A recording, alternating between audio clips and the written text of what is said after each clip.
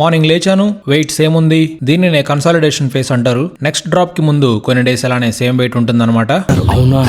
Breakfast కి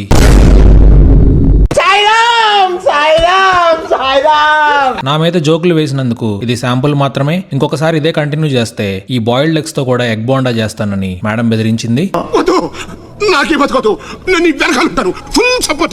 ఇంకా kitchen లో 2, ప్లేట్లో 8, శ్రీలేఖ దగ్గర 4, మొత్తం 20 పునుగులు అండ్ 2 బాయిల్డ్ ఎగ్స్ తినేశాను. తిని అలా సోఫాలో ఒక 3 గంటలు.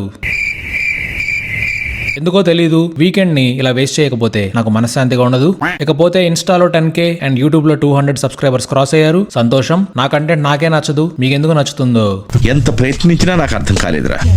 అయిందేదో అయింది. కొత్తగా ఫాలో అవ్వాలనుకునే వాళ్ళు కొంచెం మెల్లగా ఫాలో అవ్వండి. ఫాలోవర్స్ లిస్ట్ అలా ఊరికే పెరుగుతుంటే భయంతో ఉచ్చగా అరిపోతుంది.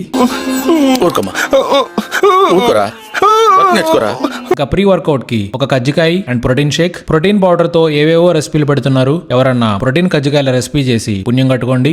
జిమ్ కి వెళ్ళాను, ఫ్రెష్ అయి పూజ చేశాను. డిన్నర్ కి మటన్ కర్రీ అండ్ టొమాటో రసం గట్టిగా గుద్దేశాను. టార్గెట్ ఫినిష్ చేశాను. సప్లిమెంట్స్ తీసుకున్నాను. ఈ రోజు మూవీ రికమెండేషన్ ఐడెంటిటీ. ఇది ఒక సైకలాజికల్ థ్రిల్లర్. అనుక్షణం ఉత్కంఠ భరితంగా ఉంటుంది. ఒక వర్షం కురిసిన రాత్రి ఒక మోటల్లోకి 10 మంది దిగుతారు. అక్కడ ఎవడో ఒక్కొక్కడిని వేసేస్తూ ఉంటాడు. వేసేవాడెవడు, వేయించుకునేవాడెవడు? అది తెలియాలంటే సినిమా చూడాలి. చూడాలనుకుంటే నెట్ఫ్లిక్స్ లో ఉంది, చూసేయండి. ఈ రోజుకి అంతే.